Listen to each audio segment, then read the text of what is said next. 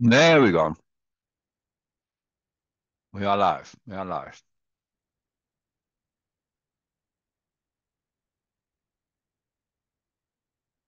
I was hoping Beena would be here. That's why I'm eating, because I was expecting Beena to be here and share from her marvelous adventures, which have many, many magical anomalies in them. The whole vacation, all anomalies. Because again, focus, emphasis brings things up. Attention, right? We have to pay attention to attention. Very important. Attention is a power. A power. Do you realize this? Do you realize this? Be careful, especially of inadvertent attention. Very big deal. Oh, hello, Ursula. Norma asked me to say hello to you. You're a favorite, she says. She says you're the most human one.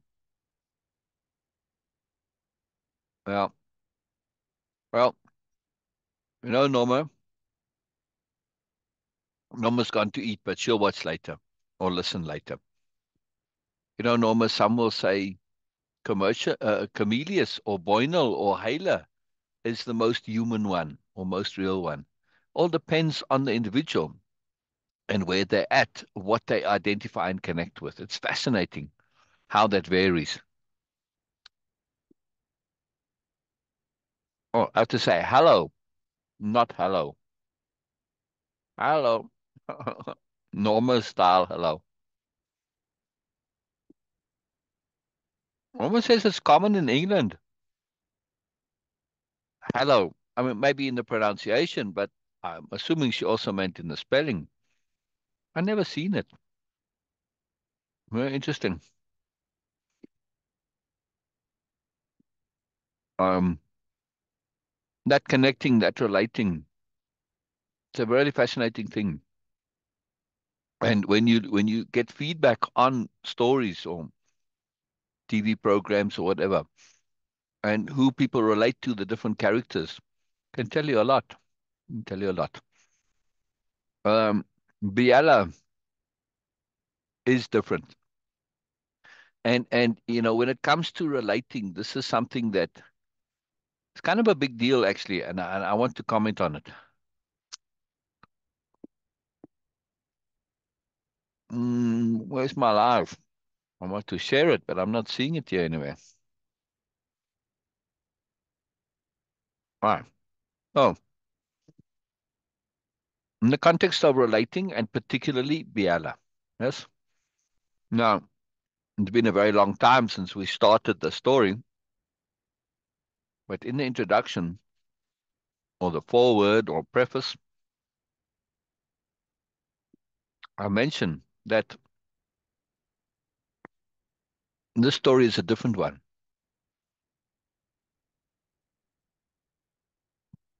And it's written from the perspective of where you're not looking for the next exciting thing to happen and a resolution and some denouement and conclusion, and big explosions, metaphorically, right? I mean, even in love stories, there are big explosions in terms of like what happens and the drama and all this, right? It's not that kind of story. The joy here is to hang out with Biella. Why Biella specifically? Because Biella is more than the typical average human being that you encounter. Right? She's a rarity. She's an exception. Yes. Now, for some, right? Oh, love you too, Norma. Norma just sent me a message there saying, love you so. Thank you, Norma. Thank you, Norma. Love you too, Norma. Very much. Joy in my life, Norma. A big joy. Anyway, well, now, if we're going to get the value out of Biella, we can't relate to her. What you say? Yeah. Because we don't relate to Biella. She is by design a character which is outside of our experience. Right? She is absolutely non-typical, right? She's not easy to relate to because she is so profoundly different, right? We still relate to, our superheroes and that because they may do, or, like a wild detective or whatever, or any character in a typical story, because their actions are what makes them the hero in the story. Personality-wise, they are written very specifically to be relatable. And one moment. Here we are. Ah,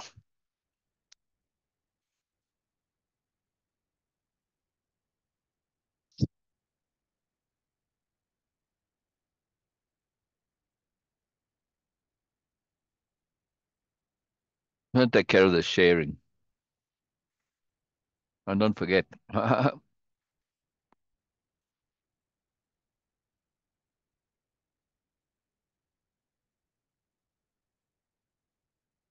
what does relatable really mean? It means, like us, somebody we can identify with, somebody we can feel comfortable with. Why? Because they are like us in some way or another. You say, well, how is Jack Reacher or James Bond or whoever like us in some way? Right? This is very sneaky, and this is what authors and writers do, right?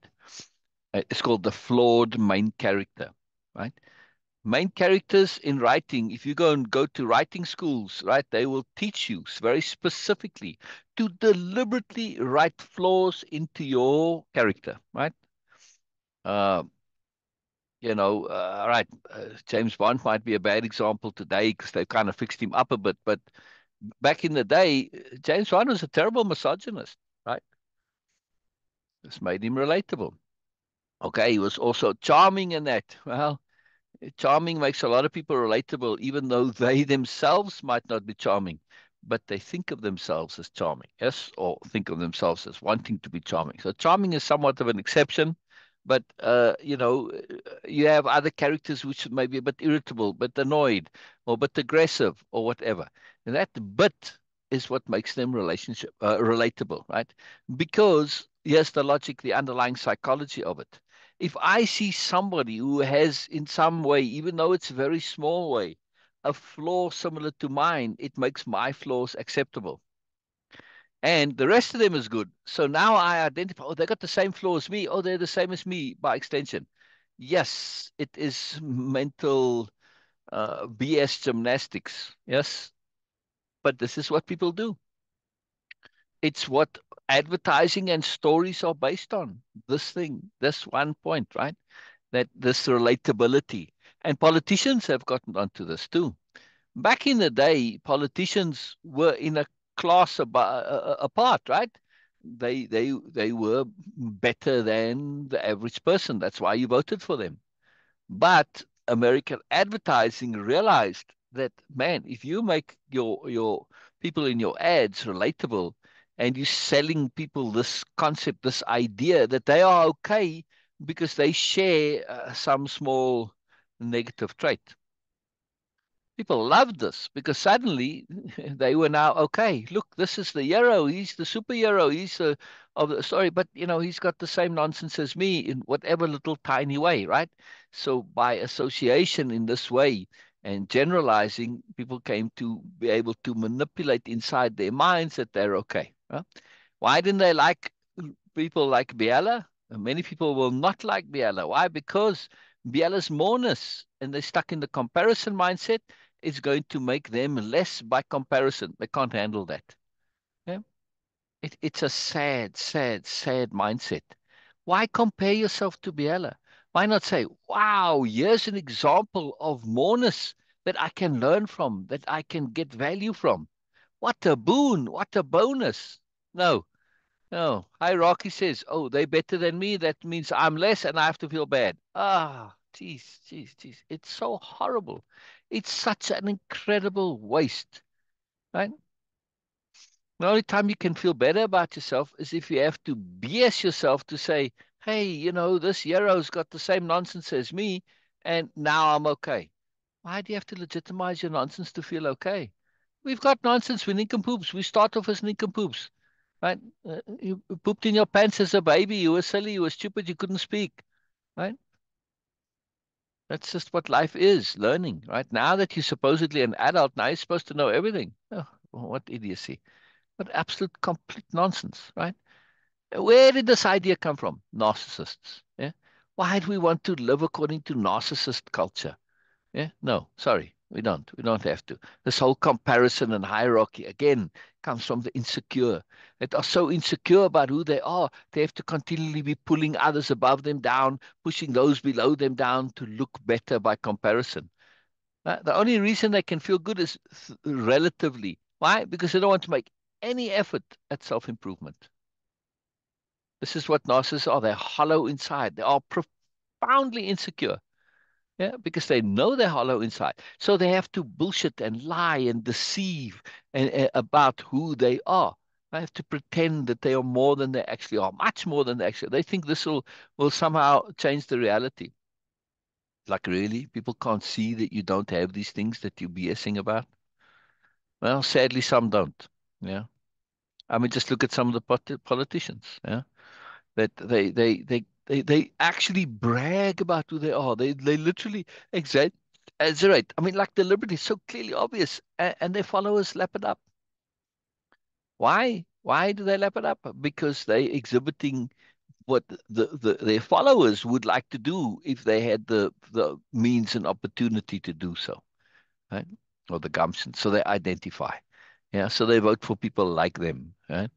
People that are prejudiced, biased, narcissistic, braggarts, self-aggrandizing, overestimating, etc., etc.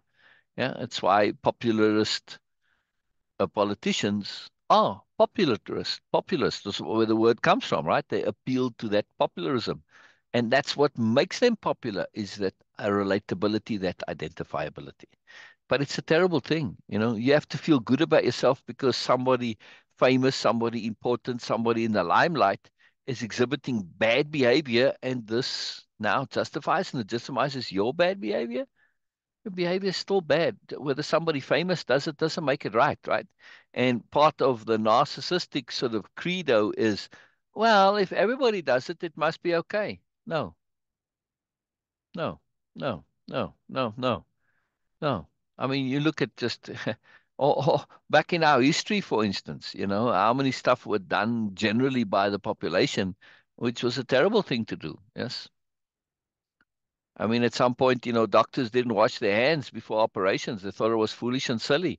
And the guy who pointed this out about germs, by the way, he died as a pauper, and he was like a laughing stock.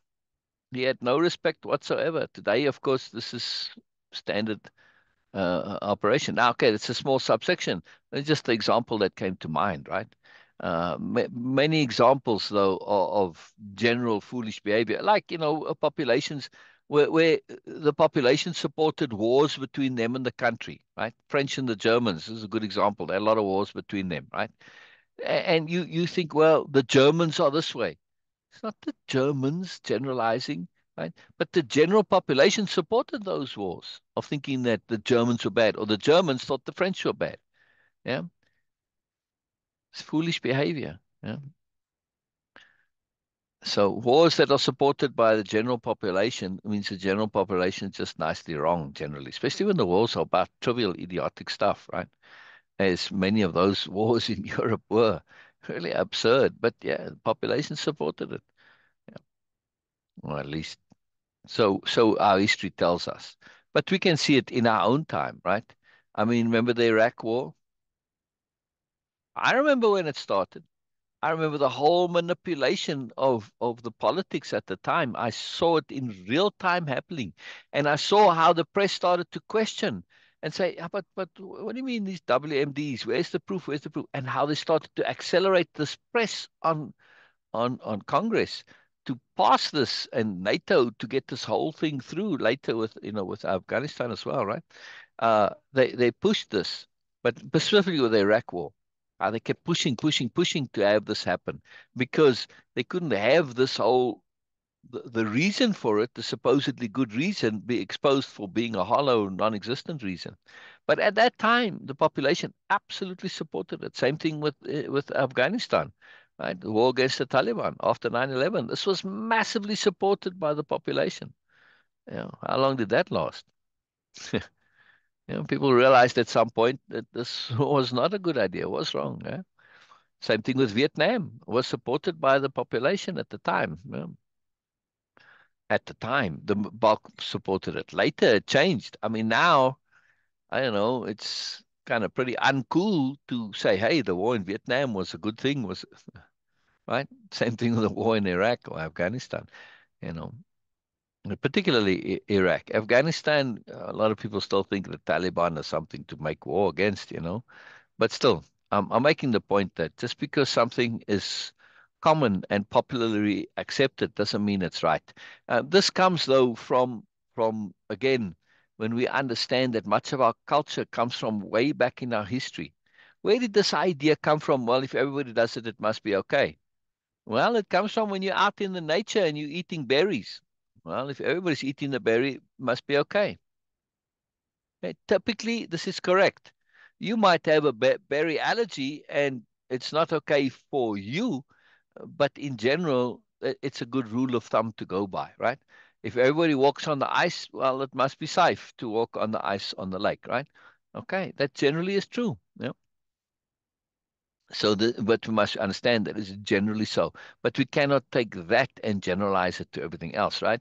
It may be so for physical things, yes. But when it comes to opinions, oh my gosh, this is absolutely the worst thing, right? And just because everybody does it doesn't make it right. Yeah. Likewise, for the narcissists, it's not wrong if you don't get caught. Ugh. Where's your morality? Yeah. Got to decide for yourself. Got to decide for yourself. So to come back to this relatability, most of relatability and identifying is about justifying crappiness. Don't be that person. Don't be that person who identifies because it justifies your own crappiness because you see it in the character. Yes. And now I'm okay because, well, look, there's a character that's crappy like me. It doesn't make you okay. It just makes you crappy like the character, right? It's just complete, utter BS inside your brain. And this is the culture we live in that says you must do this. You must do whatever you can to not look bad, to not have your flaws exposed, because this is the worst thing ever. That's narcissist culture. Don't subscribe to narcissist culture. You're not a narcissist. Why are you subscribing to their culture? Why are you living by them? But they push this stuff. They push it, push it, push it. And because it keeps them from having their hollowness exposed, right? And if everybody follows their culture, well, now they get lost in the crowd and they get the benefits because they BSing and pushing themselves, which at least they think they get benefits from it, but you are subscribing to the same logic, even though you're not a narcissist. You're not competing with them. No, it's a complicated psychology. But the point I'm trying to make is that when you come across a character like Biella, see Biella as an exemplar of moreness. Say, wow, wow, I never knew such ways of being were possible. I never knew this, I had no idea that one can be doing this. This is great. This is cool. Wow, those qualities are qualities that I'd like to have and like to learn. See it as an opportunity, as a boon, as this massive, great big basket full of moreness, of positivity, of stuff that you can learn from. A treasure trove, in other words, of moreness. Yeah. Don't be comparing yourself to Biella. Don't try and relate to Biella. Yeah? Why? Why do you have to be the same as characters? Why do you have to have this relatability and identifying? Why can't you just say, wow, I want to learn from this? Yeah, likewise with Chameleus. Yes, he's got a lot of nonsense, but he's got a lot of magic too. Yes. Yes, he's stuck in his hierarchy, ego point of view, self-importance, but he's fantastically insightful. I mean, look at Biella's opinion and reaction. She loves Chameleus, even though he can be full of nonsense and be a jerk sometimes. Yeah, but she loves him. You know, having flaws and stuff to learn doesn't make us unlovable. Otherwise, none of us would ever love babies. Yeah. Why does this now not apply to adults? Yeah. All the people I love please don't ask me to make an honest list of all your flaws. You're going to end up in tears, I promise you. Yeah. But just because I can make a long list of all your flaws doesn't mean I can also make a long list of all your magic and moreness. I can do both. Yeah. But very few people are able to read both long lists of all their positive and all their negative without over focusing and emphasizing on the negative and getting way distressed by that. Right? You will not have that self honesty, unfortunately. And to realize that, yeah, so what? I have a lot to learn. So what? Our culture has absolutely pushed this into us time and time again. You cannot admit to your flaws. I mean, they don't say, you can't have flaws. I mean, it's sort of implied, but really the message is you can't admit to them. Yeah. And really, it's just hypocrisy. It's just lying. It's just deceit. This is the narcissist way. Of course, they can't admit to it because once they open that door, well, now the whole structure and edifice collapses because they are all lies, right? They don't really have much inside them. They never bothered to learn. All their energy and efforts and attention were going into bullshitting about what they are, lying about what they are, deceiving about what they are, right? That's where all their attention and focus and energy has gone to. So they don't ever actually acquire any real positive qualities of being. Yeah, it's a real sad business. I mean, all their skills go into manipulation and abuse and lying and deceit, etc. But as a just a regularly ordinary person, we all have tons of things to learn. It's nothing to be ashamed of. It's nothing to feel bad about. Just something to be honest about. Yes, I got a lot of stuff to learn. So if some narcissist wants to come and make you feel bad, oh, you don't know nothing, you're stupid, you got a lot of stuff. Say, yeah, and so what? So what? Yeah. I mean, they don't know what to say. I mean, yeah, I've got a lot to learn. Doesn't everybody? Some have more to learn than others, but if you've got a trillion and 1,000 things to learn compared to a trillion things to learn, yeah, really, it makes a difference that you got 1,000 less to learn. You still got a trillion things to learn, dude. To make a comparison is meaningless, right? It's totally irrelevant. So this is a big point, this relatability. Be careful of how you relate to characters and why. Yes. Be careful of how you identify to characters and look at why. If you can change that dynamic to see characters as, man, what can I learn here? Where's the value that I get from this? Is the value in justifying my own crappiness? That's a very limited value.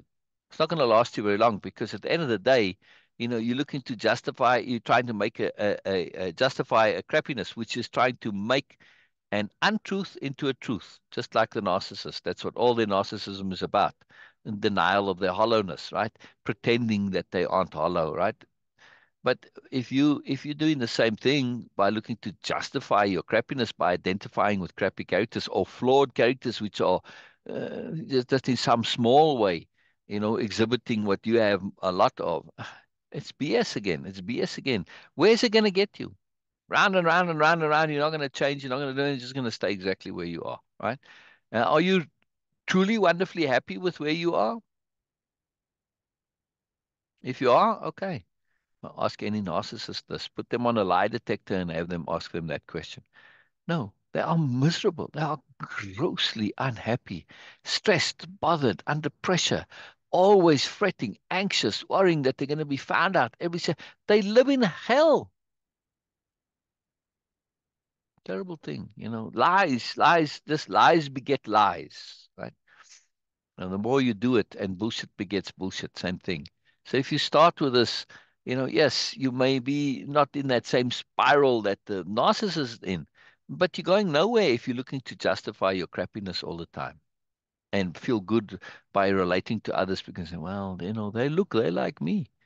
Yeah, well, you don't have to be that way. Be better, learn, grow, improve at the same time. Don't feel bad about having flaws. The only time you can feel bad is if you know you have flaws and you know you can do something about it, but you just don't want to make the effort. All right, you're going to feel bad about that, right? Because now you're willingly accepting this crappiness. All right, feel bad about that. But if you can learn, if you can grow, it's not that hard to learn and grow, you know? I mean, when you also realize that learning and growing is a joy, wow, you know, now you see Biella as this treasure trove of things to learn and grow from. In other words, a treasure trove of joy and value and delight and wonder and marvel and magic. Man, what a gift! What a gift! Not just Biella, but you know Ursula as well, and all the Luminia, all the other characters that are in the book. You know, that aren't written as flawed characters. Yes, I refuse to have this flawed main character nonsense. I had actually the person that Hela is based on, right? You know, the conversation was real, but they were an author, as they said, right? And they were when I was writing the book, I went over it when I was done with them, you know, to get their opinion as a writer. They got completely stressed and bothered because they said, "But where am I in this book?" This is the actual person saying it to me. You know, I mean, not them as the character. They meant, where am I in terms of my personality as a flawed person who's got all sorts of problems and issues? Where am I in this book? I said, this is not the intent of the book. This is a book about moreness. It's a book about a society based on moreness, a society where self-improvement is the absolute focus of the society. Yeah, I mean, and if you just make an effort a little bit, like as an aspirant or a new noble, you get rid of your nonsense and your crappiness very quickly. It's not that hard to do, right? The stuff in your life, and you can get yourself together pretty quickly. It's not that hard to do, right? Most people think it's hard, and that's why they don't, or one of the reasons, or they just don't want to make the effort, or they don't have the time sometimes too, or combination. But it's not that big a deal. It really, really, really isn't, you know. Yeah, I know you make an effort to amend all the flaws you see and tell me about. I know you do, Norma. That's why I love you so dearly. You know, I know you do, Norma. I know you do. And you know, Norma's been around the block. Just I want to be diplomatic here, right? You know, it's not like Norma's 25 or 35 or something, right? So you know, when stuff has been with us for a long time, it gets entrenched somewhat, right? So it takes more effort to deal with it. But Norma does. She makes an effort to change. I know, Norma. I love this about you, that you never stop wanting to be better and to be more and to be good. It's part of your underlying deep, wonderful, fantastic, beautiful nature. It's absolutely why I love you, Norma. I mean, it's just huge. It's a big deal. It's a very big deal, Norma. Very big deal. Very big deal. And it's important that we do this because if you don't continue to learn and grow and improve, you just stagnate, right? And and take your plants. Stagnation is kind of the second cousin to death, no? Well, first cousin maybe. Right? So it's kind of a step away, right? I mean, it doesn't mean we can't acquire balance. Yes, we can. We don't have to be stressing about learning, right? I don't recommend this. I mean, again, you might not see learning and growth as something that you absolutely want to do 24/7 like the new nobility do, right? But that doesn't mean that you don't want to learn and grow and improve. If you're a good person and you see something that needs improving, how do you not improve it? I don't know. I just, you know, sort of blows the mind a little bit. Again, it all depends on how much energy you put into it. I'm not saying you have to put the same amount of energy as the new nobility. That's why they say, look, this path is not for everything. Everybody, we're a bit obsessed with self-improvement and growth and awareness expansion and all of these things, right? That's just our thing. It's what turns us on. It's what makes our lives worthwhile. It's a big deal for us. It's a huge deal for us. Yeah. So do I still learn? Oh, absolutely, Nomba. I learn from you all the time. Yeah. I mean, for instance, all right. So you say, yeah, but what exactly are you learning? I learned things like, yes, to be more patient. Yes, I'm already ridiculously patient, but you can always be more patient. Yes. I learn to express myself. Yes. You are a very unique and different person, Norma. You have unique and different understandings and ways of approaching things, and contextual understandings. And so, yes, obviously, if we're talking about ordinary things, that's not hard to communicate. But when we're talking about more in-depth and abstract conceptions and conceptionalities, then, now to share, with anybody really who is different to you, it becomes a challenge. And so communicating, I learned to communicate. I you know I learn also, just in terms of not only expressing myself but sharing, and appropriate sharing, and just communication and relating and loving and sharing all this, right? There's always stuff to learn, Norma. Always stuff to learn. I learned to listen. I learned to hear. Yes, I have the skill already, extremely so. I mean, I really can say I do possess the skill of capital H hearing, which is an extreme skill. But doesn't mean that you don't get opportunity to apply and learn more. You always fine tuning and extending. Yo-Yo Ma, right? The cellist. Very widely considered, and on an objective level, one of the best cellists in the whole world. Yes. Ask him what he does every day. He practices, I don't know how many ridiculous hours, and there's many other musicians that, even though they've long since achieved the peak of all peaks in their careers, they still practice, I don't know, like ridiculous number of hours a day. Ask them why. And they'll say, oh, wow, well, because I learn every time. Tom Brady, right? Best quarterback in football ever. When he was 40 or 41 at the time, right? And people asked him, the press asked him about playing. Why do you still play? He says, I'm just now beginning to get it. I never forget that quote from him. I'm just now beginning to get it. And this is when he was either 40 or 41 years old, yeah? Where most quarterbacks, their careers are long since over by that time, yeah? I'm just now beginning to get it. This is from by far the most accomplished quarterback, right? In American football. I'm just now beginning to get it. Yeah. So, when it comes to practice and learning, Norma, there's always more to learn. And when you love learning, always, always. Oh, thank you, Norma. You are amazing too. It's just amazing in different ways. You know, here's something I wish to share with you specifically, Norma. Right? I feel that this is a great mechanism or technique or maybe a strategy that's very helpful to not think of our lives as just one. Now, whether or not there actually is a repetition of our lives, or we loop and do the same life or whatever, it doesn't matter whether it actually is so or not. Just thinking of our lives as part of a longer continuum than the life we are in now, right? So in this life, Norma is, you know, technically, biologically, like the age on her passport is a greater age than mine. Yes. But if we think of our lives as a continuum over many lifetimes, maybe in that context, I might be a bit older than Norma. I might be a lot older than Norma. See? And now, when we think of it that way, we stop this comparison and hierarchy. I don't really compare myself to babies. Yeah. Okay. I know some narcissists really do compare themselves to children. And look, I'm better. I've literally known people to play games like Monopoly or chess or whatever with like little children just so they can win. Oh, it's the saddest thing ever.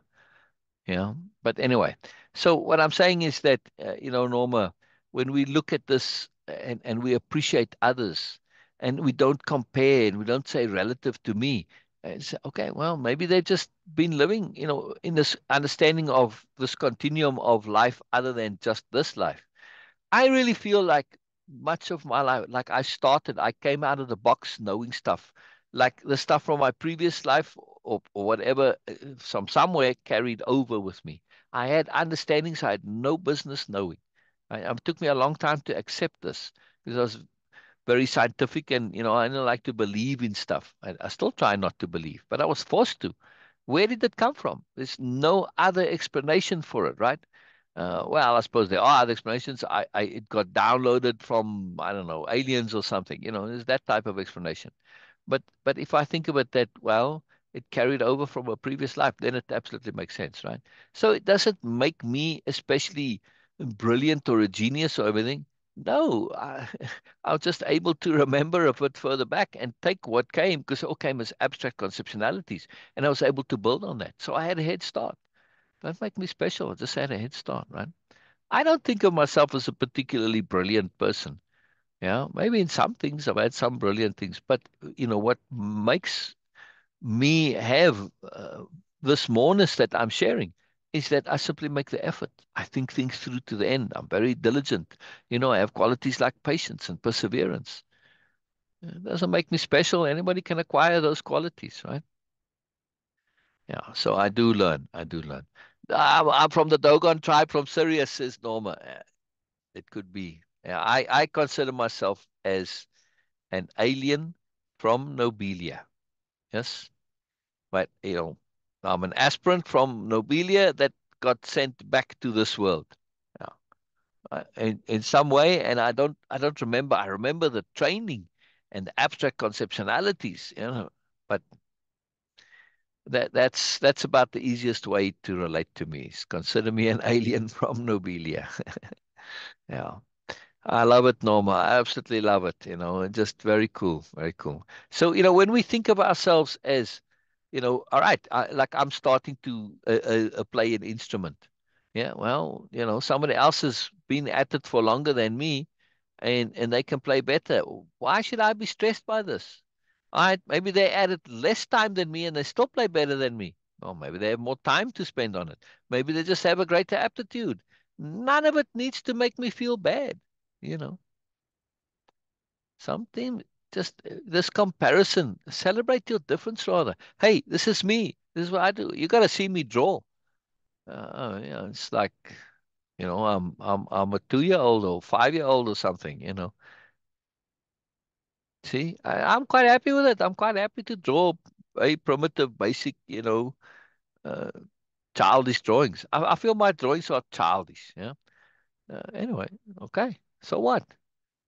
Doesn't matter. It's all about time and effort, and to a large extent, aptitude. Yes, some things we just grab us and we have this, we click, we know it. Can we learn it? Yes. I didn't have a natural aptitude for golf. Absolutely not. I started off as, I don't know, scoring in the hundreds, way over, maximum score, like really high, right? But basically the same as most people start with golf, terrible. But did I get to be an expert golfer? Yes, I did. Yeah. When you get down to being a scratch golfer, which I got down to, playing below par, in other words, right, on a regular basis, there's very few people in the world who do this. From a percentage, it's like 0.001, I think, something ridiculous like that, right? So that absolutely is, if you get down to where it's like point zero something 1% of the population on something, right? Then that's how you qualify expertise. Yeah. Did that make me a professional? No. I mean, even go more than that. But was I an expert golfer? Absolutely. Yes.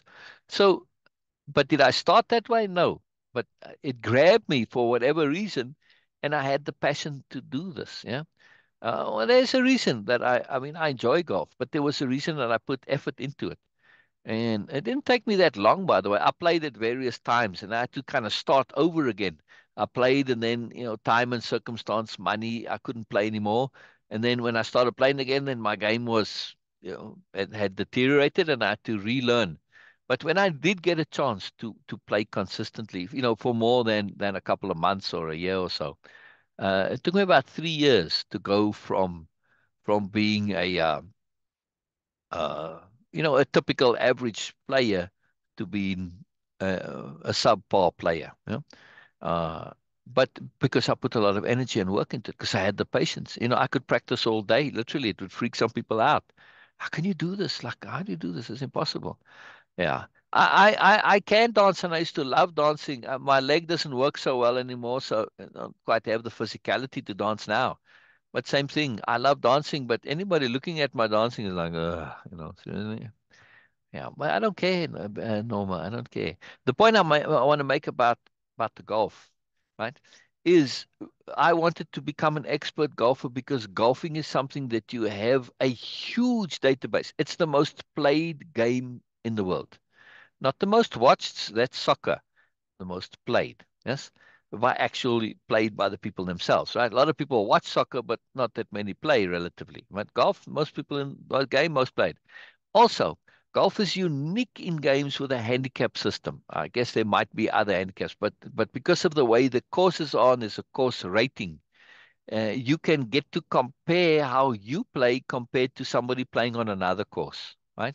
And through the handicap system, you can know. So if I'm saying that, yes, I get to be a scratch handicap, I'm now comparing myself to every single golfer in the world, right? And you can get those statistics from, the golfing societies and know. So I wanted to know for myself if if I can objectively acquire expertise, yeah, and apply my expertise of learning to acquire this objective expertise, because that's what I did, right? I mean, I taught myself. I read all the golf books, but I got nothing out of them. I had to teach myself to play golf. And I'm like, in the end, and this is in the book Golf with Grace, I'm like, why didn't you say the stuff in your golf books? It would have been so much easier. They never really expressed the real stuff that you need to know in golf, which is conception. You need to conceive of golf differently. None of the golf books that I ever read, and I really read all of them that were available at the time, none of them ever dealt with conceptuality.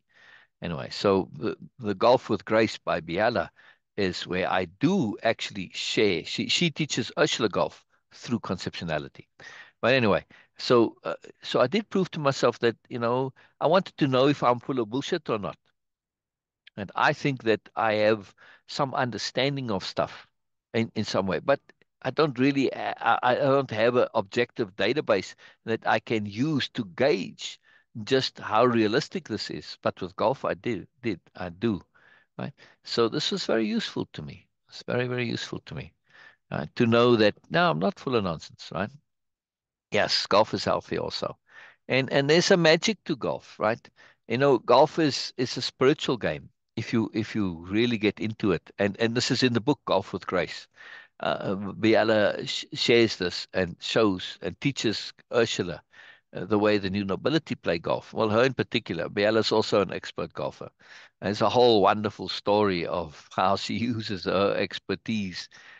Basically, she ends up owning a world as a result of this. It's a fantastic story. I mean, it's one of those truly anomalous, ridiculous stories, but hey, it's a great story and it's a fantastic story. Uh, yeah, she ends up owning a world. It's quite fantastic. But anyway, I love fantastic stories where you take an absurd conclusion like this. Right? So yes, Biella traveling the world, just as like with nothing really, right? And she ends up owning a world. I like to take this end result and connect it to the beginning, which when you say, no, come on, seriously, how can this be?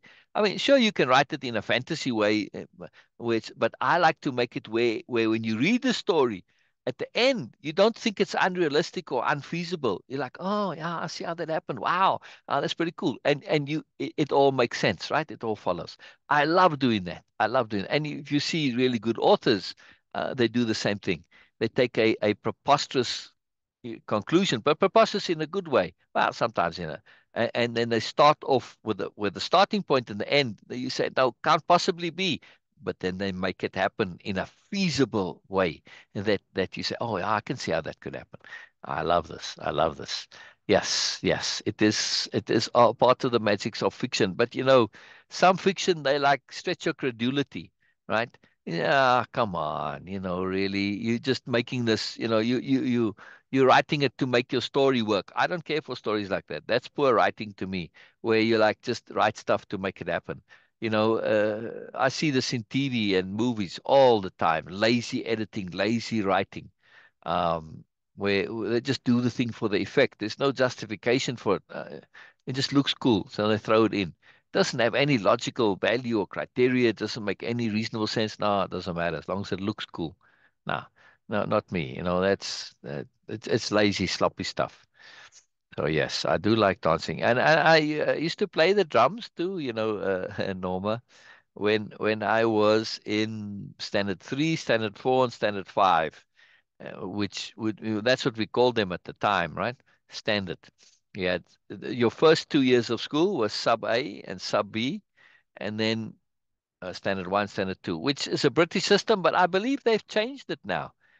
That in the British English system they use grade like the Americans. They have grade one now, right? Um, hang on, I missed a whole bunch of comments from Norma. Yeah, hang on. Sorry, Norma. Let's see. I made an effort to amend all the. Yes, I saw that. Uh,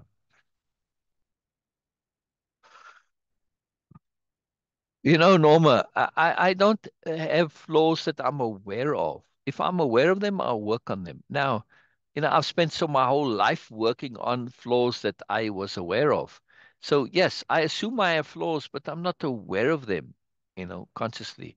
I mean, I guess I could still say, well, I got, in terms of patience, I got a way to go, but, you know, to want to acquire more patience when you've at least acquired some modicum of patience. This doesn't make it a flaw.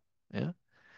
Yeah. I mean, to be impatient, I can't really say I'm ever impatient. I truly can't say that, There's something that I didn't want to be there and I made an effort to not have it so. Hey, who's calling me? Call from somebody here in Prescott Valley. Uh, oh, you'll just have to wait. Sorry. Well, Prescott Valley is just over the mountain, so I can't answer you now, wherever you are. Uh, okay.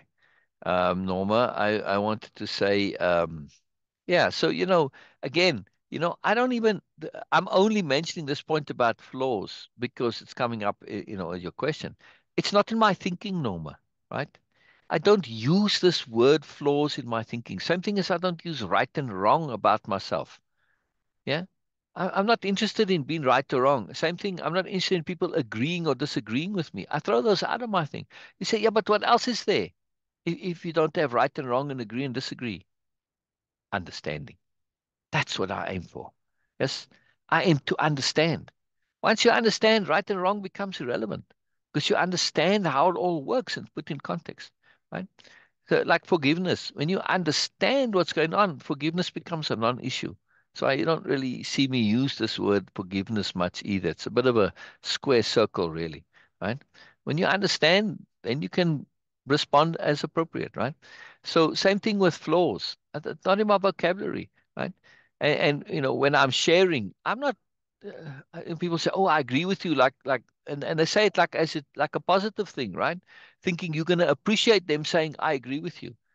Doesn't mean anything to me, whether you agree or not. I'd rather have you understand. Yeah. And I want that now you can disagree with me and understand. That happens all the time. Yes. I understand that you like eggs. I've never eaten eggs all my life. Yeah. I understand it. In other words, I don't agree with your taste of liking eggs. My taste buds don't agree with your taste buds. Doesn't mean I can't understand. I love to see you enjoying your eggs. I don't think you're crazy for enjoying eggs because I understand taste buds are different, right? Not only taste buds, but the biomes, which determine much about taste, right? And your gut culture of all the little microorganisms that live in your gut, your stomach, and the whole system, right? It's called your biome, right? This is incredibly individual. Even in twins, identical twins that have grown up, and they all do the same, they have different biomes. Is that incredible? I find this absolutely fascinating because those microorganisms they can grow exponentially. It only takes one little microorganism to get in there and start exploding, and it's different. And now suddenly, when you take this extrapolated out, one little tiny divergence can very quickly lead to right. In the beginning, it's the same, but when things are compounding at that rate, it doesn't take very long, and they're completely and utterly different. So we understand this. It's really fascinating. Yeah. And when we change our paradigm, right, to get out of this comparative mindset and this narcissism logic, like agree and disagree. right? Like there's this implication that this is like the big deal, that we have to either agree or disagree. Those are your only two options. No, they're not. It's this black and white mindset, right? People love, I've heard people say this very often, very proudly. Oh, I'm a black and white thinker. And they're very proud of themselves. I'm a black and white thinker. They always have this kind of fierce expression to it.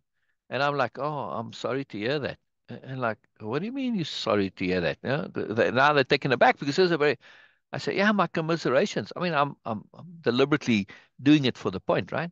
I say, yeah, oh man, sorry about that. You know, that's kind of sad to hear. I say, well, I don't mean it literally that I just see in black and white, like I'm completely colorblind. No, I mean it that I see things. I say, yeah, but you don't see the colors. You don't see all those glorious colors if you just look at the world in black and white. And inevitably, when you look at the world through black and white, it's really not actually black and white, but it's all the shades of gray. Yeah. You'll end up living in a gray world when you become a black and white thinker. Who wants that?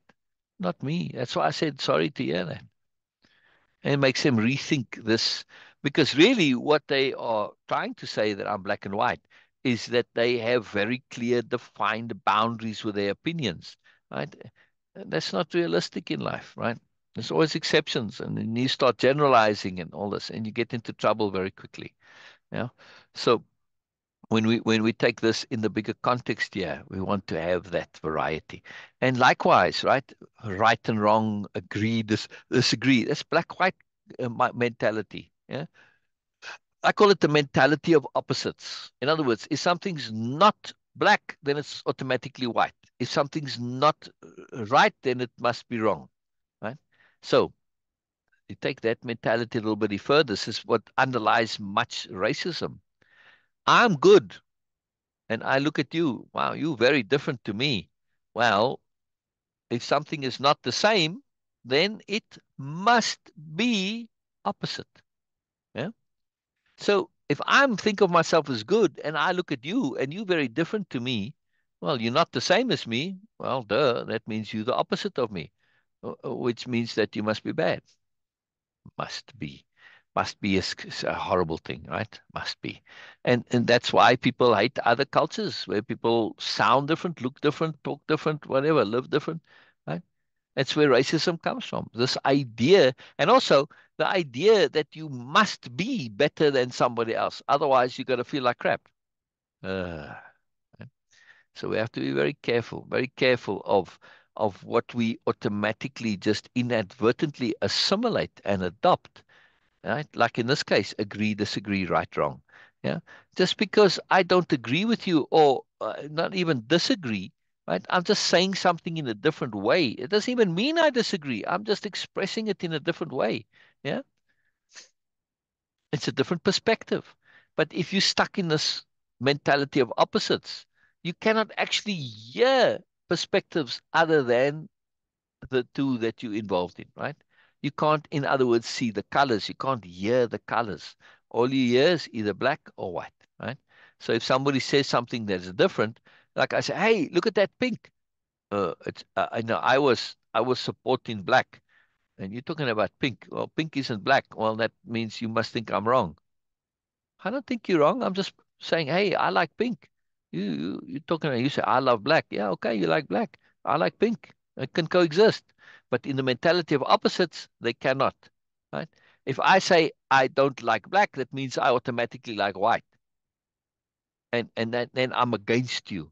Oh man, I'm saying you wrong. If I say, oh, I like white, well, in that same mindset, right? Because this is how covert narcissism happens, and subtle put downs and hierarchy and all this. Oh, I like white, meaning that you must be wrong to like black. Ugh. Seriously, people, seriously, why you make your life so complicated with this stuff?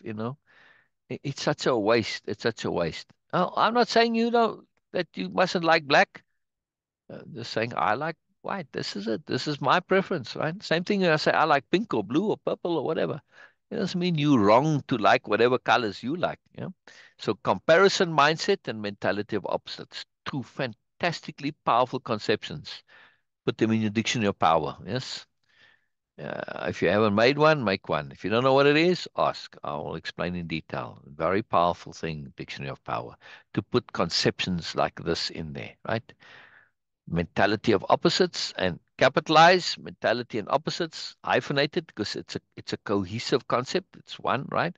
And also comparative mindset, same thing, hyphenated, capital C, capital M, right? Comparative mindset. Get out of it. Get out of this comparative mindset. You are you. Yeah. How long have you lived in my thought experiment? You say, well, you know what? I'm 100 years old. No, you're not. Yeah. You might be 200 years old. This is only your second lifetime. Yeah. Me, I'm 1,000 years old, just for argument's sake. Wow, you've come a long way in just this 200 years. That's fantastic. Oh, no. It's like, wow. Yeah. See? And me, it took me 1,000 years to learn what I read. And, it's not much difference, really. See, it's all relative. It doesn't matter. It's totally irrelevant. You have no idea how old you actually are. So, so stop feeling bad that you don't know anything. Compared to others, you may be a baby, that yes, okay, you may be 300 or 400 years old, but compared to somebody who's 30,000, 100,000 years old or whatever. Now, just because we're 100,000 years old doesn't mean that we're going to be super wise, because you can learn and you can go backwards, you can evolve and you can devolve, you can get caught up in bubbles, and you can loop and loop and loop and loop and loop and do the same stupid nonsense over and over and over and never learn. I see people do this in this life, and I can very easily see if they carry over those tendencies, mindsets, beliefs that cause them to loop, how they could do the same thing in their next life. And then if you really get a little bit sophisticated about this, right? And I've had this conversation with people who've experienced like really dramatic things, and usually quite horrible in their lives. And I said, well, what if that was to break you out of your loop? It all changes. What if you chose this life specifically to know that you're going to end up in those kind of situations so that you could break this loop of belief? Yeah.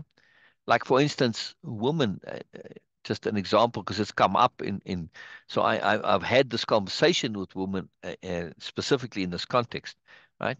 With women who buy into misogyny.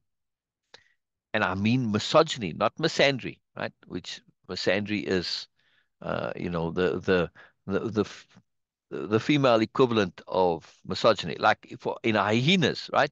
It's a misandronistic. I wonder how you would pronounce that. I think misandronistic or misandristic society, right? Women are in charge. They discriminate against the females discriminate against the males, and the males are the ones that roll them on their backs and cower and panda and all of this, right? And the females see the males as useless and rubbish and all this, right? So it's just that's misandry.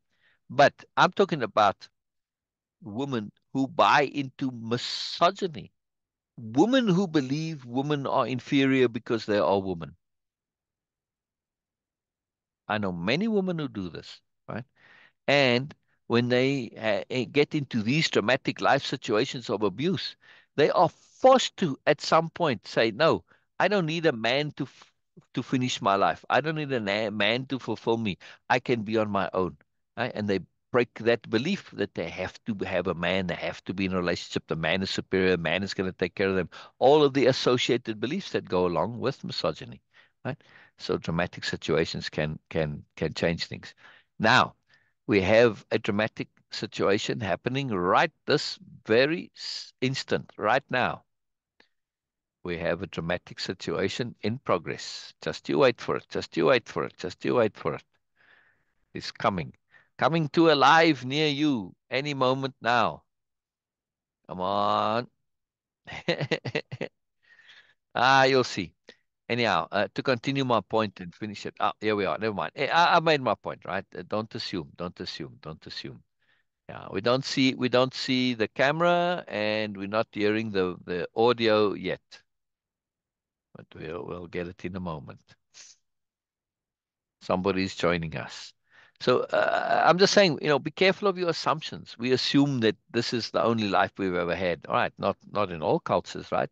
But but also we assume that we don't remember and we don't carry over. Well, other cultures and other belief systems do, yeah. But just because we don't necessarily believe it doesn't mean we can't use it to get value out of.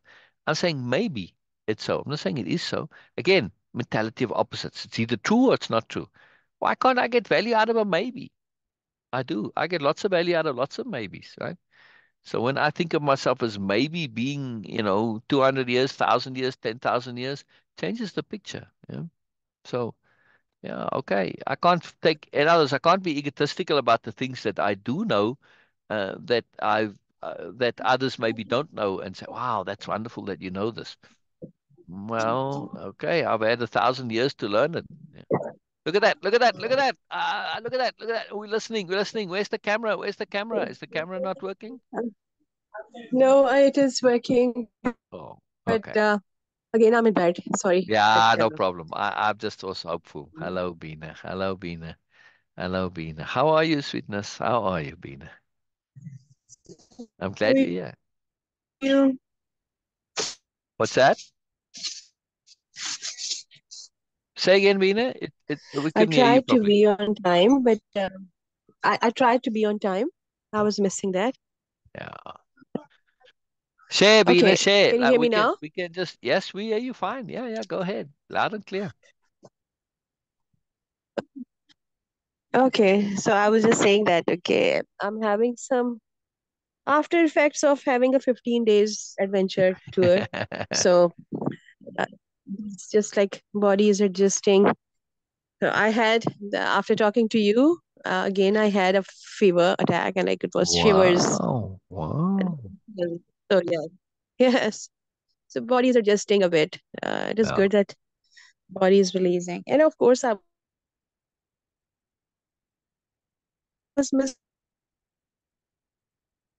Of course, what? stuff also. I'm very keen to share all my You, because yeah, I got I lose your so sound. Are you moving the phone relative to you or the microphone? okay. It kind of goes away every now and then. Oh, oh. Okay, so please continue. And then I basically I'm stopped having because some I want to network hear issue from you. also. So please continue. You were saying. While I was on a whole long, basically sharing there, which started off with, Norma was commenting and or is still commenting, I think. Having a wonderful conversation with Norma. And she just said something about like Ursula's her favorite. And she said, Ursula's the most human. And so I just used this as a springboard to get into relatability of characters and why characters are relatable. Because, well, most people relate to the flawed characters, and it's a thing in writing. They teach it in Mhm. writing schools that you must have your main character must have a flaw. Can't write main characters without flaws, right? And of course, Biella is a main character, so is Ursula that don't have flaws, right? And a lot of people can't relate to that. And what does this relatability means? What does it mean, at least? It means that people can say, "Oh, that character is wonderful, but they have a flaw, and I also have that flaw. Oh, that means I'm okay." Because the character has the same flaw as me. And look, they wonderful. And well, okay, now by association, by identification, makes me wonderful too. It's a distorted logic, but this is exactly the process that applies. Yeah. Biella is different, and a lot of people will not necessarily connect to Biella because her moreness will make them feel less, right? Mentality of opposites. We've discussed this many times. Comparative mindset, right? Don't feel that way.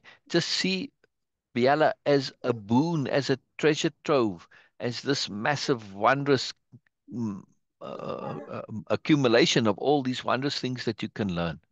Yeah. I always look for stories where the characters are better than me, not the same as me. What am I going to learn from somebody who's the Yeah, same as me? Right? exactly. That's But weak. I think that it is of course, as you said that, as you mentioned that we want that relatability, Yeah. and Not me. I don't want to. also that no, of course not you. We're not included. I'm just saying in general. Yeah, yeah. the main character needs to have some flaws, so then you can relate to. I Yeah. feel also that people want to see a hope when someone is already without any flawless, or like, okay, they don't have these type of lackness in them. Then of course, it is a other world thing. Yes, again, the relatability, but also that it doesn't give them hope because they already have that lackness. So that okay, I don't see any hope because I'm not like this. So then, okay, they are losing hope. To give them hope and to keep them connected, this relatability is so much important for them, because again, Oh, it's a limiting belief. Also, it needs a lot of courage, courage. or in any sort of communication, even virtually, with someone who is way more than you. You need to be very honest with yourself. Yeah. Yeah. So people avoid people who have so much moreness. They don't want to go there. Like, Yeah. okay, oh, it's out of my league. This No, idea it's out not. of my league. Why? It is very, very limiting, because I always say very shamelessly again that I want to be with people who have and Syl was teasing me a bit. He says that, okay, also then they have to compromise, and I said yes, it's their luck. Sorry, but I I somehow I'm get lucky, and I always found people who have way more than me, always. And this is how I'm learning. Otherwise, what's the point? Oh, What's exactly. the point of learning? Okay, we are famous in our own town. Okay, yes, world champion in our own town. That's Yeah. Yeah. Once you throw away own ego, town. you stop comparing all the stuff. It changes. Yeah. Right. Sorry, say it again, sir. It was I breaking. say once Say it again, we please. throw away ego, yeah, and we stop comparing, Exactly. it all goes away. Yes. Yeah. Yes. Exactly. But it's when we feel hungry, do we still have that ego? No, I'm not going to put some effort and take out some, even just something to eat from the fridge or oven, and eat it and put it in my mouth. No, because you say, oh, I need this. But when it comes to learning and growing, then we start comparing ourselves, and we start like, okay, no, I cannot do this. Like, okay, yes, it's an ego sin, all that. I need this. What's the point to think about like, oh, why and how and blah blah blah? I need this. This is Yeah. how I'm going to satisfy myself. This is how I'm going to learn and grow. So Exactly. what's the point? For me, it is exactly same like when I'm Exactly. hungry, when I'm thirsty, I need to have to fetch a glass of Yeah. water Yeah. for myself. Yeah. Yeah. That's it. Yeah. Yeah. But you And have to have that thirst. You have to have that hunger. yes. Yes. Yes. You have to have that thirst, that And you have hunger. to Exactly. this learning and growing as the basic necessity of your life. Yeah. If you have ego, it means that this is not your priority. Exactly. And that's what I keep emphasizing with the superiority paradigm, right? So you That need a self honesty for that. exactly. Exactly. Excuse me. Exactly. Exactly. Very powerful, Beena. Very powerful. Very powerful. Very powerful. What do you think, Norma? I hope Norma's still here. We were having a most wonderful chat. Look at all the comments there from Norma, Beena. You see? Can you see the comments or not?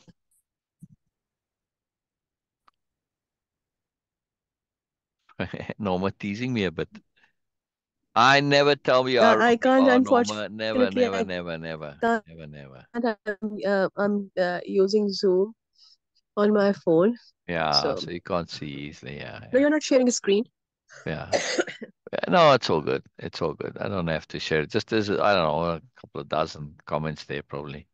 So, no, Norma, to say I like pink when somebody's talking about how much they like black, it doesn't mean that I'm saying it's wrong, right? And sometimes it's misunderstood. That's the point I was making. Simply because I say I like something different or I'm pointing out another perspective on something doesn't mean that I'm saying you're wrong. I'm just pointing out a different perspective. That's one way of looking at it. Here's another. But if we're stuck in this mindset of comparing and right wrong mindset, then there's only two options, right? But they're not just two options. There's not just black and white. There's color. Look, I happen to choose this very colorful background. There's all those glorious colors. If you get stuck in this either or of right, wrong, agree, disagree, black, white, you lose out on all the perspectives, which is what color is. Color is multiple perspectives, right?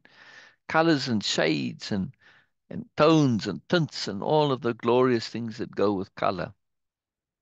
That's brilliant stuff, right? So we don't want to be limited.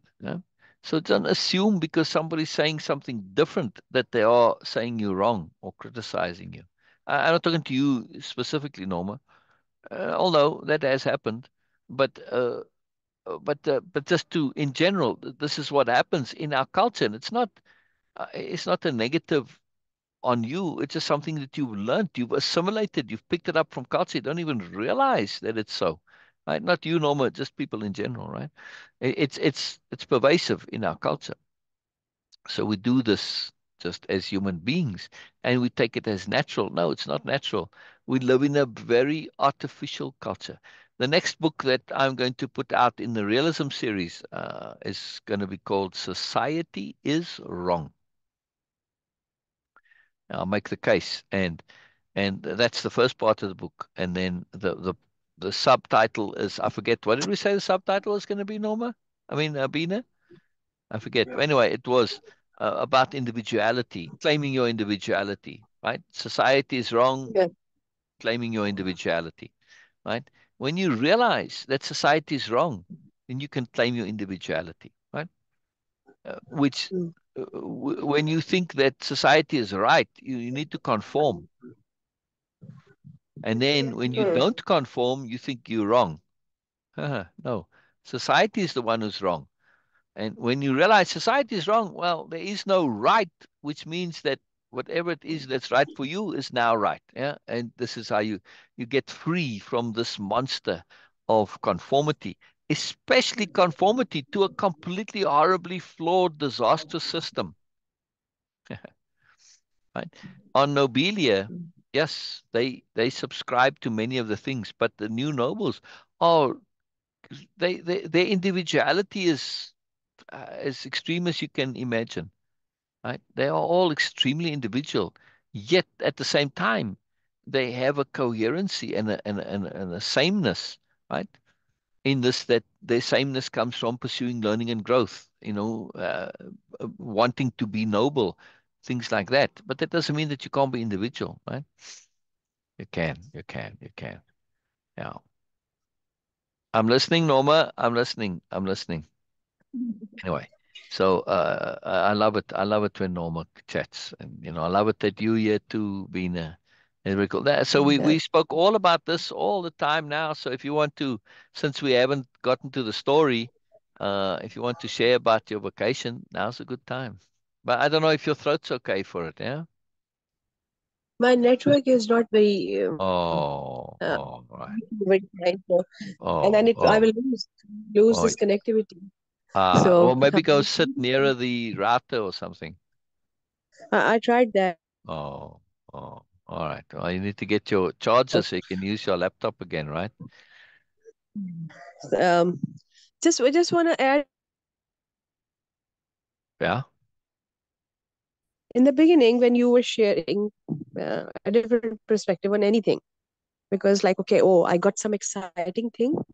I got some exciting new awareness for me, which is of course which was duh for others, but for me that was like wow.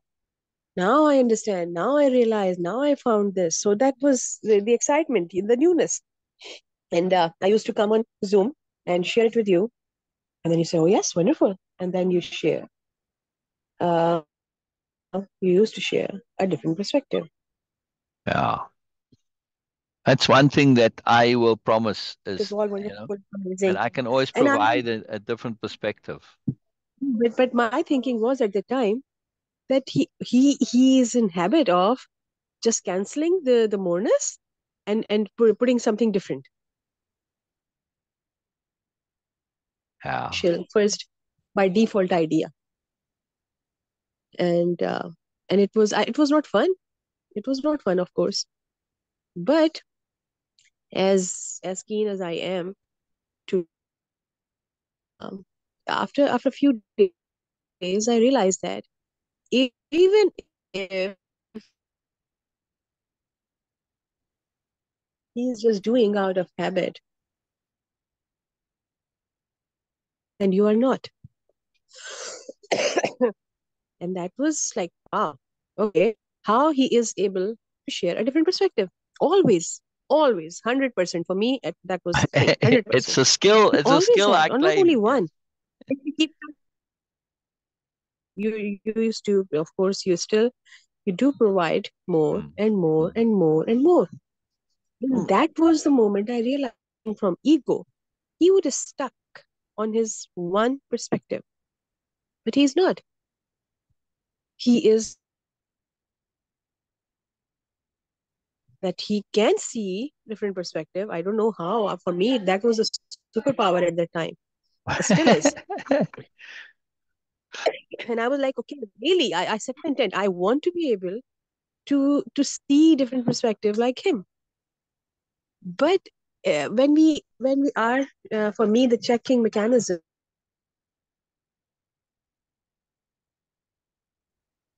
if someone is coming from an ego perspective, like, oh, you came up with such a wonderful awareness and insight or vision and or knowledge, information, and still come and then you share with, and then he says, yes, that's wonderful, exactly, and this can be because of this also, and you say, oh wow, okay. And the first was, okay, yes, I was not able to see that, because why I start questioning myself, why I was not able to see, Yeah, because I was by the newness. First thing. yeah, Second, second, I assume that because I got it, this is the limitation. This is the yeah, only thing I can get. yeah, yeah, yeah, yeah, yeah. And Beena, uh, I, I, And sorry, then I you want start. to interrupt a little bit here. This comes from a common a misconception that we thought there's an answer. So when we come up with a perspective or an answer, we just look for one. No, look for many. Train your brain to look for more because there's always more, right? So it's just that common Exactly, habit. exactly. Yeah, yeah. Keep going, please. So, and I was thinking that, okay, oh, he has this habit of minimize the moreness or the newness or the wisdom I got. Like, okay, yes. And then but you never stop on one perspective, never. Yeah, At least never. not with me, never ever. So you keep hearing, and you were so keen to explore. Think of something. You were pushing me to see the moreness, and then I realized, if that perspective, the first one you shared, would be coming from was coming from the ego side, then you will not share the next perspective, because it is going to cancel the Yeah, you shared the wisdom in that perspective. You were so keen, you are still so keen to add more and more and more and more on top of more and more and yeah, more. yeah, And that is the same thing. If I would find, like, okay, oh, if you ask Picasso that, okay, he created a masterpiece of some specific painting or something, he's he's just keep doing, yeah, like all yeah. the artists, they never stop. They Right. never say that, okay, oh yes, I have created a masterpiece. Yeah, yeah. Now I can sit back and yeah, okay, I've done it now. I've created my masterpiece. No, they keep going. Exactly, exactly. Yeah. So I'm happy with this. Maybe I don't know other people is I am. coming from ego. That was my idea of checking ego or just pure shareness. sharing. For me, like Yeah, that was a yeah. pure sharing. But also some From of it that is just moment, plain ignorance, Beena. Not in a negative way, ignorance, just unawareness. We just don't know different, right? It's not necessarily mm, ego. Sometimes it's just just don't know any better. That's all. We lose out by default. We lose out by not knowing there are other options. Yeah, right?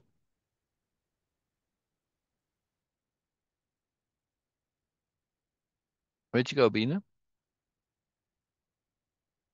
stuck. I hear you.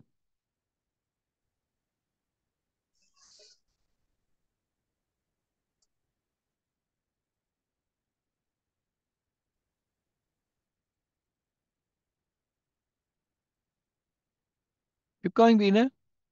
We were hearing you. Oh, you're muted now.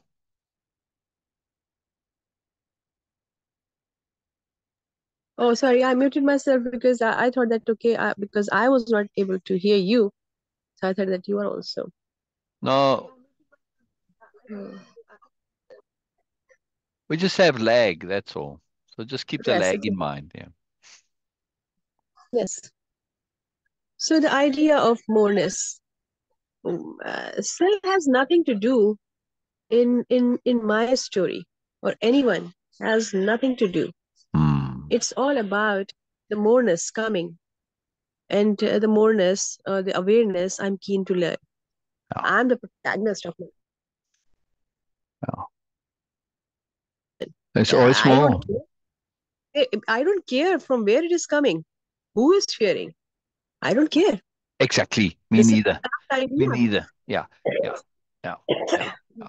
If So we are going to just associate and relate, right, in the way that we yes, were talking about, how are we going to ever learn? exactly. So like, and this awareness is coming from him in this case, in this story. So what? I Exactly. choose this. This is my choice, and I respect my choices big time. Right. This is my choice. I Explain about choose because receptivity, no, Beena, please. I Sorry, Norma. insist See, I call you Norma, I call you Beena sometimes, and I called Beena Norma. on. No Why? problem. I don't know. Norma, No, it's yes, okay. hello, Norma. Norma's been here and chatting wonderfully. We've been having a wonderful Mm. time. So this thing, this idea, in my story, from my perspective, I'm eager to learn. I'm keen to learn. I need to learn. That Yeah, is the first self honesty in my mind. I need to learn. yeah, It was not only want, it was a need, and it is a need. Still, yes, I feel okay, of course, because I can see that, okay, I need to grow and I need to learn in many areas of my life, and of course, in yeah, every area of my life. The yeah, moreness part will come later. This is right now my need. yeah. And I have no second thought about this. So if it is coming from Syl, fortunately. If it is coming from Norma, I'm because this is my choice. The source has, okay, wherever it is coming, I don't care. Exactly, I don't care because I'm keen to exactly, learn. This is my choice, and I respect exactly, my choices. exactly. Okay, And just because it comes from somebody that we respect or admire doesn't mean it's right. Yeah. I mean, look up. I know exactly. we've had this conversation many times, Exactly. right? And this is part of your receptivity. You say, no matter how much I Yes, believe there's value, I always assess it honestly and make sense to exactly. me, and I choose it, right? Even though I might not change it, I choose it every time. It's always got to be a choice, because you can go and look up on the internet foolish quotes by famous people, right? Gandhi, Einstein, all of this. Yeah. I mean that Mhm. that we were talking about this yesterday. Einstein said that if you do the same thing over and over, expecting a different result, that's the definition of madness. Yeah. But in practicality, there are many instances where this does apply. You do the same thing over and over, and you get different results. You don't always get the same, right? So it's Exactly. not a very good quote, and this is by Einstein, right? Yes. But we tend to believe it because Einstein said it. Ah, Yes, come in on. some contexts it applies, but not in all. No? This is Exactly. something that Einstein Uh, missed. I gave him, I mean, Syl, really hard time. Whenever we discussed something and then he shared something, I said, okay, yes, okay, I listen. Because when I'm receiving, I accept that openly that I can do one job at a time very good. I cannot do multitasking. And I Mm, don't have this illusion that I can do multitasking very well. No, I can do some certain extent, but if I really want to focus on something, I can do only one thing at a time. mm. Yeah. Very good. Okay, as best as my capacity at the time. So whenever someone is sharing something, which I found that okay, oh yes, this is something I need to learn. I need to pay attention. In those moments, I only pay attention and set my intent to receive it. Mm, mm. Not getting into the dissection mode or like a scrutinizing or like okay yes criticizing or just checking whether it is Evaluating. Yeah. no at that moment in those moments I want to receive it as completely as possible, Yeah. so then I can understand what they are trying to say, not putting in my own thoughts, my ideas and that time. No, whenever someone is sharing, it's a new thing. I pay attention and I said, okay, yes, this is what you are saying, this is what you're saying, and this is what you're saying. So for me, the quote is my own quote for myself: receive first, dissect it later. If you Exactly. get into the dissection mode Exactly. immediately, I'm pretty sure that you will not be, or anyone, I will not be able to receive it completely. This is the Exactly. key for receptivity. Yes. Receive it first, Yes. as fully, as Yes. completely as possible. Then dissect it later. Of course, that now this is my thing. I'm going to check every nooks and corners, and I'm going to check every word. I'm going to check different try to see from different perspective and the connectivity with my old already existing awareness, and I'm going with them because they have been like very thoroughly um, at least I'm in my capacity according to my capability and capacity. I try to be very thorough in adopting any new idea. So when I have adopted some, Yeah. and then if something new is coming and it is not making any vital, then it's a false thing, and I will refuse it just exactly as I said, no matter who is saying that, because it is not disrespect. It Yeah. is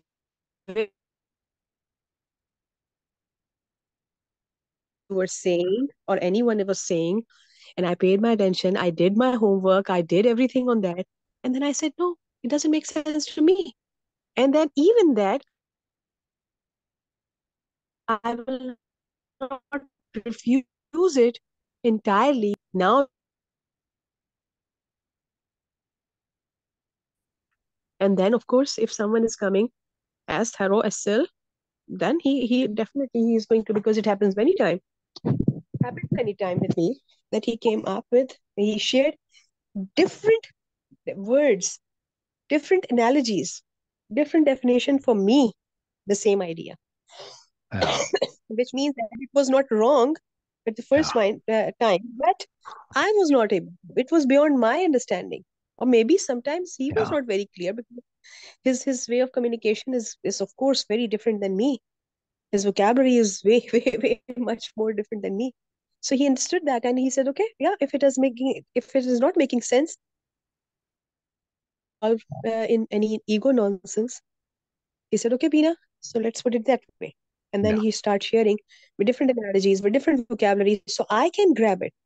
And still, I always give him a hard time whenever something happened like that. But in a beautiful way, in a beautiful way, not in a Of negative course. way. Yeah. No, Yeah. why negative? Why negative?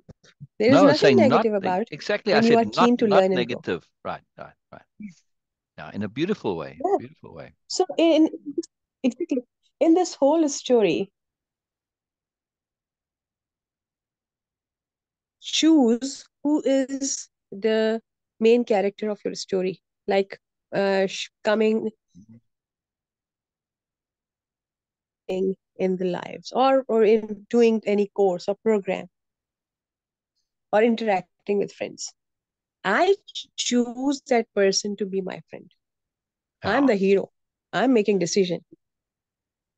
If it is not making sense, then I need to check and redo my choices. Nope, it's not, the other person has nothing to do with this. Nope, I'm the hero. I'm very, very egoistic in this thing. That, oh yes, this is my story. This is my choice, capital C Yeah. choice. And if I have paid no attention to my choices, which are of course always open to make new choices, more impactful choices, at least I can try. So then no one has anything like, okay, they have nothing to do with this. Syl simply share, and when he shared, he just throw it in the air, literally open freely Yeah. in the Yeah. air. Yeah. Yeah. Yeah. It is my choice if I'm trying to grab it, and I did. This is the essential, the quintessential. When you write something on internet, you are 100% freely sharing it openly, throwing it in the air. Exactly. Exactly. Whoever is going to keen, they will grab it. Right. Open free sharing. Yeah. It's the quintessential, essential core of the new nobility culture. All revolves around sharing, right? Yeah. Exactly. And they go above and beyond when it comes to sharing, hence the nobility, right? Sharing goodness. Yeah. Always sharing. People say that occasionally, oh, I'm all ears. I think we have to be all the time, all ears for everything. Yes. Yes. That's why you got two ears and one mouth. Exactly. Always, Yeah. all ears. It's a It's, powerful it's thing. You start listening to the world. That's why I called it capital H hearing. I mean, really, to be truly accurate, it should be capital P perceiving, right? Because that's what capital H hearing comes to mean. The more you understand it, you learn to perceive, and you learn to do more than just yeah, use your senses, exactly, right? Which is what exactly. perception is. Why do I use hearing to switch away from the visual predominance? If you say perceiving, you're Oh, still going to have that visual predominance. But when you hearing and you start focusing on hearing, you change this essential visualness first, and you realize, oh, there's more ways that I can perceive than just looking. Then once you realize there's hearing, now you start to add the other senses in as well. It all comes part, right?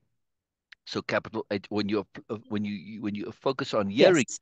it brings your other senses with it, right? Because when I'm looking at something, I see it. But if I listen to something and I hear sound behind me, what happens? In my mind, I get a picture. Or let's say I hear a bird tweaking.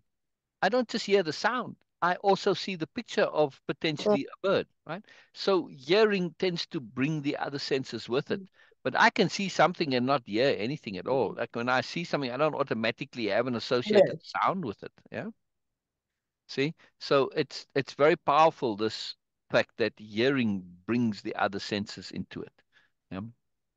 And Yeah. when I start to hear it and I picture it, maybe I'll smell it if smells are typically associated with that, and or feel it if that. So your other senses get more involved when you start with hearing, much more so than with seeing. Now, of course, smell is more limited because we don't smell everything. Same thing with touch. We don't touch everything. We don't taste everything. So it's a little bit more limited. Yeah. That's why hearing is so powerful. Yeah, because that's 360 as well, not just in front of us. Yes, but this is the same limitation with the visual also, Mm? because we see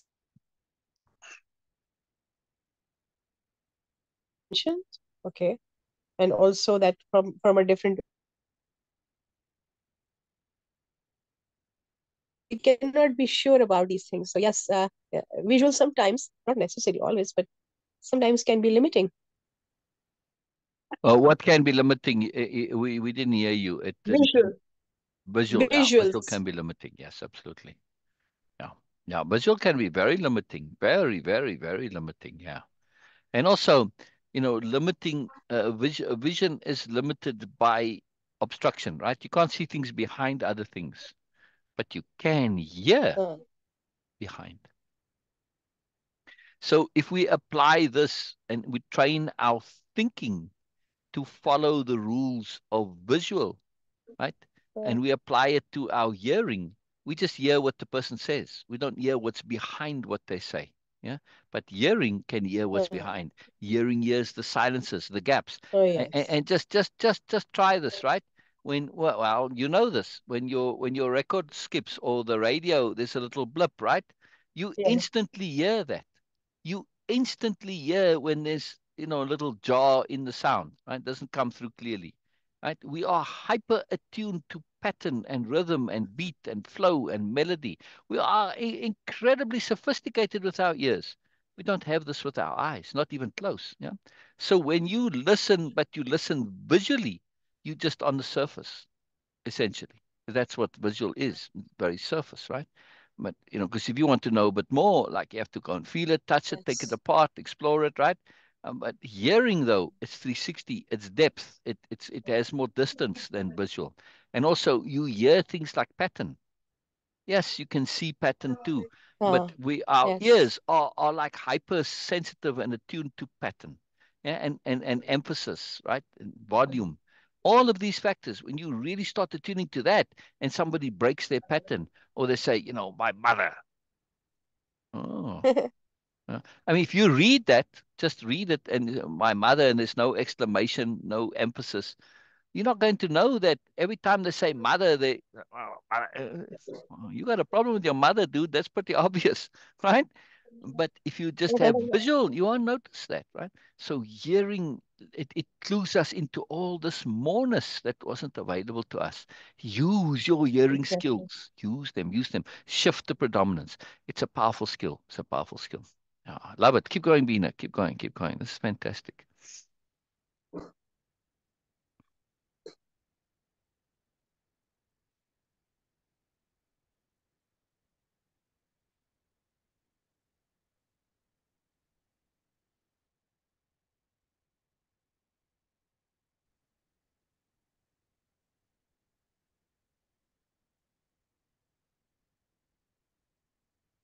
Oh,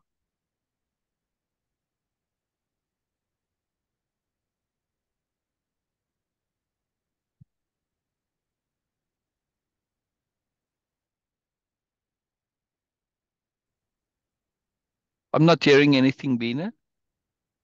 oh, yes. Now I hear you. Well, I was purposely I was quiet not for a hearing while you. because I said something and then I stopped. I thought it was just lag. I was waiting for you to respond. Yeah. Yeah. Yeah, it's very interesting.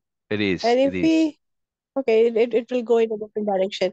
I will share something about this Oh, visual tomorrow, and I will ask your perspective, oh, but brilliant, not today, brilliant. because today we are focusing more on receptivity and Yeah, yeah, yeah.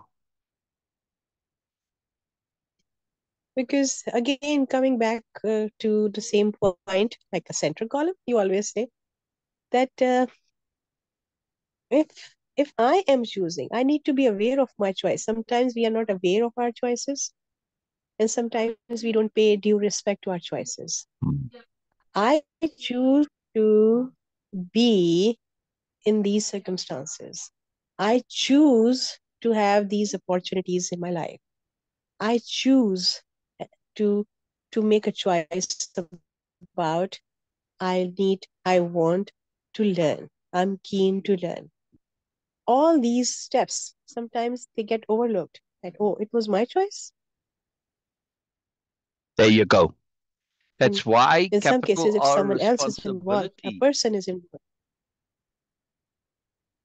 Yes, yes. Yeah, So yeah, we get into that. Oh, that person is it. No, whatever he or she is doing, I have nothing to do with them. Nothing. All yeah, I'm here to be all here for their moreness. yeah, All I'm yeah. here to be all eyes. This is all about me. It's a very selfish business again. And take that selfishness, Learning connect it to is the sharing. pure self. business. Yes, Right. Now, again, sometimes people say to me, why do you I bother? don't care. Like, okay, in this case with Biella and Boynal, one of the delegates could easily say, why do you bother with this guy? He's going in the same circle. He doesn't get it. He's closed. He's blocked. And what's in it for you? Because Biella is sharing, and sharing is joyful. Doesn't matter whether the person hears you or not. Doesn't matter. Whether she shares with Illumina or Ursula See, or Boynal, it she doesn't matter. is she's the main character of her story. Exactly. It's not that she's egotistical. She just gets joy in sharing with everybody as appropriate. There's many other skills. There's skills of elucidation, skills of hearing, skills of No, perception. All right? Tons of value for her. no, no.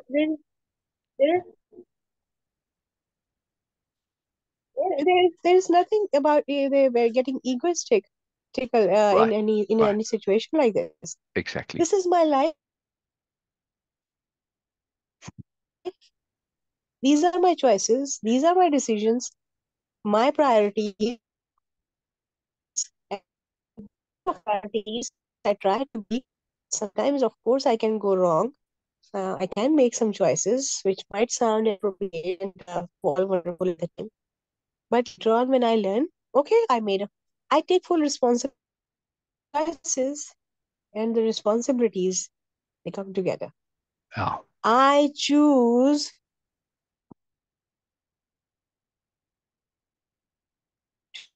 interaction in interaction with you. This is Yeah. my choice, and I give due respect to my choice.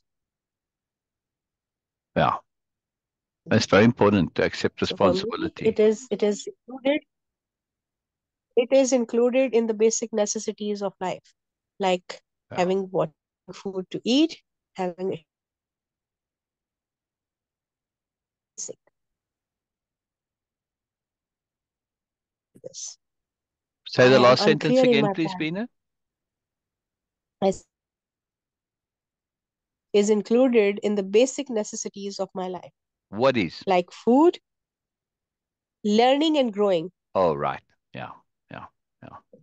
Absolutely. like Same for food and me. water. Same Why? for me. Same Like for having me. a, yeah, like having sunlight. Yeah. Do I get into that ego war with sun? That okay? Oh, why the sun is always shining? Why not me? Yeah. No, no one ever does Yeah. that. No, Yeah. they just Yeah. enjoy the sunlight. I'm Yeah. very clear about these things. So yes, okay, he's shining. Or sun is shining.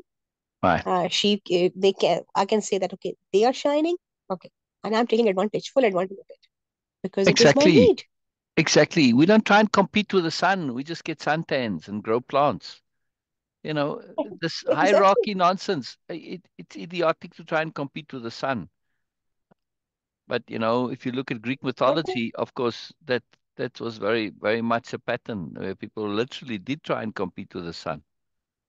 Yeah. Yeah, because they were learning. Because at that time they were learning. Yeah.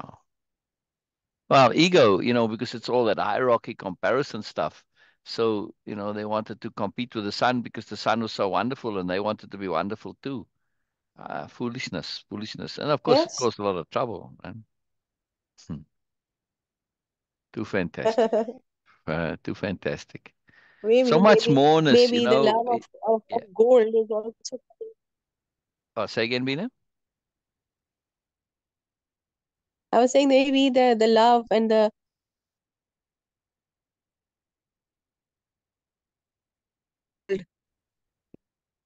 metal gold is also coming from that. Okay, we also have that. Maybe. Who Oh, knows? It oh, is oh, just the an love idea. of gold comes from the sun. Yes, yes, absolutely. Yeah, yeah, yeah. It's just fascinating, when you understand the paradigm, the superiority paradigm, everything suddenly starts to make sense because it's understanding. And you get it. You get it how people can be foolish because otherwise it doesn't make any sense. But when you understand the hierarchy paradigm, superiority paradigm, then it all suddenly makes sense. So understanding is very powerful, very powerful. When things make sense to us, we're at peace with them. We don't struggle, we don't stress, it's not an issue, etc. Right? So understanding, to pursue understanding is very powerful, but we also need to apply our understanding, right? In the case of understanding the superiority paradigm, yes, we can apply it in terms of dealing with stuff, right? That's how you apply it. And potentially look at how it applies to you, yourself, we need to change. So our understanding always needs to be connected to application. Yeah, very Yes. powerful. Very, very powerful. You want to read some story, Beena? No, I'm having fully from Sunday. Oh, okay. Okay. Okay. Yeah, all good, all good, all good. I'm just asking just in case, Thank you. just in Thank case. No, no, no, no problem, no problem. I mean, we've done most of the chapter in the capital R reading of it. We didn't get to the end, but I don't think it really matters because the main points have been made, in terms of what's important, that this chapter is an exemplification of capital H hearing in process. Not only that, but also it is a demonstration of paying attention to the longer term, bigger picture, which Biella was reflecting on recent events. The inordinate made manifest. Then inordinate becomes manifest. And she's reflecting on how her story is missing something. Yeah. And you. Boynal brings that missing, which is this grand mystery that he introduces. In the next chapter, just to set it up for Sunday, we are going to go where they're now going to discuss the peculiarity of Boynal's whole, the anomalousness of him. First of all, that he didn't hear about anomalies or barely. And same with Haler. They mention it, but they don't quite get it, right? So there's double anomaly already. But then it brings in this greater, longer term anomaly of the whole greater story of Biella, right? Which is why it's called the Biella series. So this is a very big deal. And we're going to see this, but we see this intent of Biella's to maintain this connectivity to the greater, right? And as part of her attunement. So we see not only her ability to become fully immersed in the moment, but never to lose that attunement, never to forget where the center is, never forget her center column. And also, of course, we see her great caring and her nobleness in how she responds to Boynal and her consideration, how she makes space for him so that he can repeat, so that he can hear himself, etc. And stuff can come out, he can get the comfort to have it come out. And little things do start to come out, right? And when you start to put them together, you say, oh, okay, okay, I see now. I see now why he's stuck and all this, right? Things start to make sense. So we always want to keep going like Biella. Keep going until it makes sense. Yes, don't quit before that time. Right, Beena?